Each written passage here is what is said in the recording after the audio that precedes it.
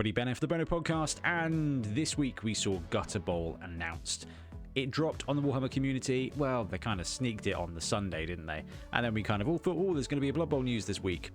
Then Gutter Bowl, with these absolutely awesome policemen players, I don't know, Town Watch, which is pretty cool, were kind of shown. Now, we saw the overall kind of thematic spiel of the game, and we also saw a little bit of the pitch. So we don't know anything more than is in that Warhammer community article, but we were talking in the Discord and from the comments that you put on the YouTube videos, and we can put together a couple of things, well, I've put there Gutter Bowl guesses because I like alliteration, a couple of pretty reasonable hypotheses as to what we're going to see next with this expansion. So let's talk through those points. Alright, so we looked at the Warhammer community article already, and we've kind of shaken it down for as much info as we can get. But in this article, and this is where my first sort of guesses, my first hypotheses come from, we see the pitch. Now, there's a couple of things we can take away from it. First of all, what I was pointing at yesterday isn't a hazard line, is it? That's the end zone. That's the touchdown point. So please ignore what I was saying yesterday, because I got very excited because I thought the pitch continued. I thought the pitch continued here, but actually if you zoom right in, you can see that that is the edge of the pitch. They use the T shape instead of the cross shape to delineate the end of the pitch. So we can basically safely assume that that is the top edge of the pitch, and this, well, that is the side edge of the pitch, and this is the bottom edge of the pitch. There's kind of a couple of interesting things that are hidden in this image. The first is there's only 6 turns here. Now, that doesn't necessarily mean anything, but for me and for a couple of the folks in the Discord, that kind of leans towards this being a variant of 7s. Definitely no reason you can't play 11s with 6 turns, but with more players you get kind of more congestion on a pitch, especially with this one where we've definitely got some delineated zones. More areas of the pitch you can't move into, more congestion. So actually 6 turns indicating that it's going to be less than 11 players, kind of more in line with 7s, I think makes a lot of sense. Plus, kind of looking back at Street Bowl, that was a 7-player 6-turn variant as well. So that kind of tracks. That I think that's a pretty reasonable guess that the 6-turn tracker, well, definitely means it's going to be 6 turns, right? Pretty 9 out of 10 odds for that one, but also means that there's likely to be less players, especially with congestion. Now, back on the pitch, you've got the end zone here, up and down, and then we can kind of count out the squares. Now, I know that this is just a CGI mock-up. So someone made a really good point. It was just like, yeah, this could just be a CGI mock-up. It could not be absolutely representative of the final product. But to me, this looks like the product shot that they have on the store and they have on the preview articles when they pop up and they go, here's a pitch. Because you've got the box and then you've got the pitch in front of it and then you've got the dugouts.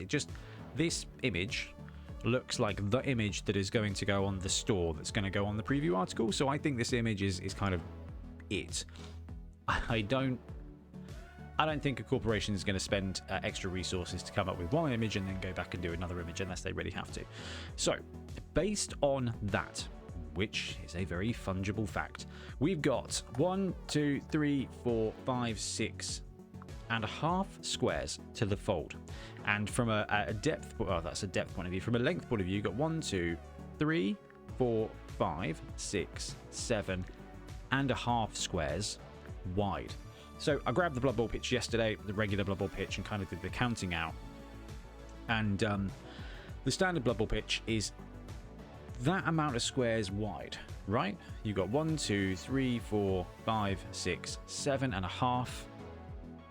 You unfold it, you get 15 squares. What's 15 squares wide? A standard Blood Bowl pitch. Also, this pipe here, given 4 squares that side, kind of indicates that that's a wide zone. So a 4 square wide zone and a kind of 15 square wide pitch would give you the angles and the measurements of a standard width Blood Bowl pitch. 4, 7, 4. Okay, you've got your end zone, your wide zones, you've got your center zone, and that makes sense. The thing that's interesting here, I've got a cool point that was pointed out by somebody on the channel yesterday. The interesting thing here is that it is a square short. So the standard Blood Bowl pitch is basically 7.5 long. So you fold it out and you get 7.5 one end, 7.5 another end, and 8 squares in the middle, which is really 7 2/2. And you end up with 26 squares, which is the standard length of a Blood Bowl pitch. A full-sized 11's Blood Bowl pitch. 13 squares from half to home, basically. So this is appearing to be 1 square short. So immediately we're kind of all thinking, right, well, 6.5, 6.5, 7, that gives you 20 squares. That's a 7's size pitch. And because of the way the pitch is laid out here, you've got 1, 2, 3, 4, 5, 6. If there was to be a delineation of like a no man's land, it would be here. It would be just beyond the picture. So if this folds triple folds, then you could end up with potentially, and this is one of the things that we kind of mused about in the Discord, potentially be 11's width and 7's length. So if there's basically you've got the 4, 7, 4 width of the pitch, and then at 20 squares you'd have to have that 6 square no man's land in the middle. That is very possible. However, this is how I did by working out. I was like, oh, let's count out the squares. Budgie Blitzer in the comments yesterday, looking at the board, pick 2 of the sides, left and bottom, continue on with the top and right finish. Maybe this would be a 4-panel game board. Could be more like a town square or something interesting. That brings us to kind of 2 points. And I want this. The first of all is, yeah, definitely, this could be a square board very similar to Blitz Bowl. But the article says that there are 2 boards incorporated in this box set, which is really interesting. And if you fold this one out, single fold, okay, 6.5, 6.5 gives you 13. So a standard Blood Bowl pitch is, well, a standard Blood Bowl half is 13 squares wide, 13 squares long, okay? You've got 12 squares in the pitch, and you've got the end zone, so 13 squares. So this folded out would give you essentially 13 squares of length. It does mean you've got this little barricade, this little issue here. So I don't know if that's going to be the case, but if you had one board you folded out for your half and the other board folded out to be the other player's half, that potentially works. The other thing is, when it comes to this kind of release, the most obvious thing is that this is a 15 wide, 20 long, triple fold, 7's length, 11's width pitch, and there's a sewer on one side and a soggy sewer on the other side, and then they've got another pitch which is a town, and then you flip it over, there's a town. It seems odd that they would provide 2 pitches in one box. That's just not what they do. So why are there 2 pitches? I love the idea of having 2 sewers, 2 streets, and having them connect to give you basically a full-size Blood Bowl pitch. That would be really interesting. The other really interesting thing here that has been suggested by a few people actually is, what if you play both at the same time? Like, this one folds out and you have your kind of 13 squares. The other one folds out and you have your 13 squares, but actually one is above ground, one is below ground, and it plays on 2 levels at once. Now, we've only got access to 1/4, what we think is 1/4, at least one side of the folded up pitch. So we could have, beyond this image, beyond here, we could have stairs, like some stairs, which would allow people to come down from the town centre into the sewer.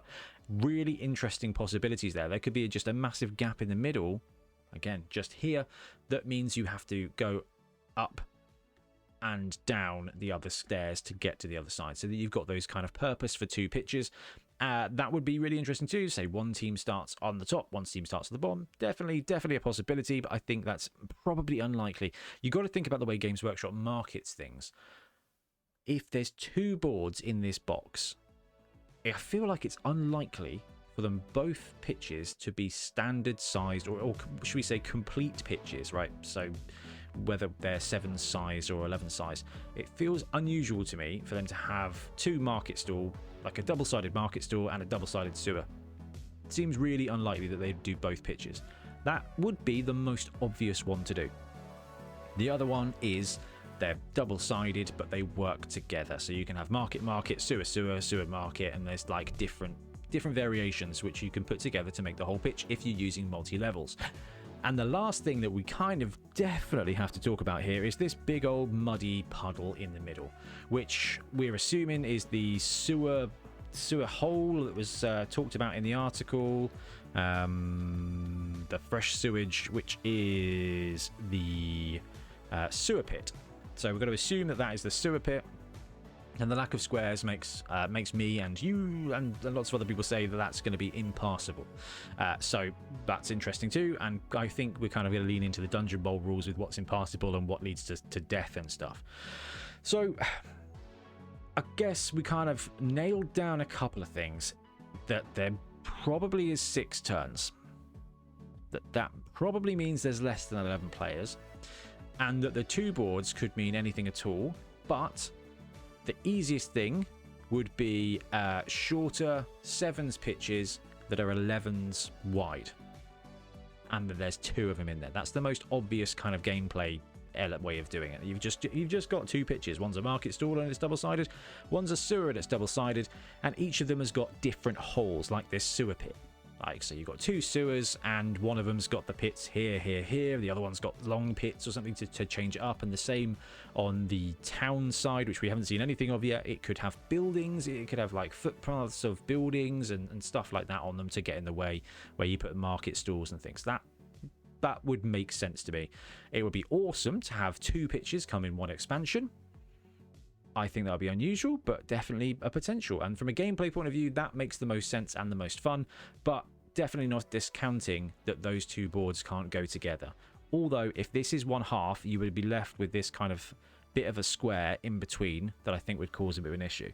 And again, we're not discounting the fact that this doesn't come with like little card cutouts or something to provide terrain. I don't think that's the case. I think what we're looking at here is 11's width, 7's length pitches with a no man's land, with terrain, with 7 style rosters, 7 styles turns, and you've just got 2 alternate pitches in this.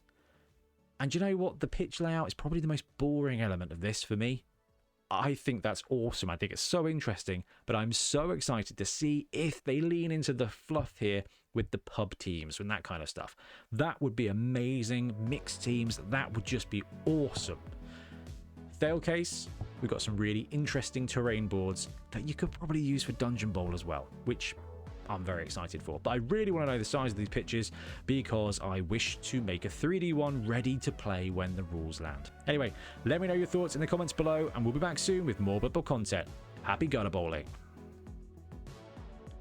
Thanks very much for watching. We really appreciate your support. If you want to support the channel even further, please like and subscribe. It really does help us out. Or come join us on YouTube Members or in Patreon, where you can get exclusive access to some content, some loot, early access to basically everything we do, as well as regular competitions. Or you can pick up some Bonehead Podcast loot either on our website at boneheadpodcast.com. We've got the Dungeon Bowl things, we've got tokens and stuff like that, or on our Spreadshirt site as well. Everything you do just helps us make more content and hopefully do it of better quality. Anyway, thank you very much for watching. Happy blocking.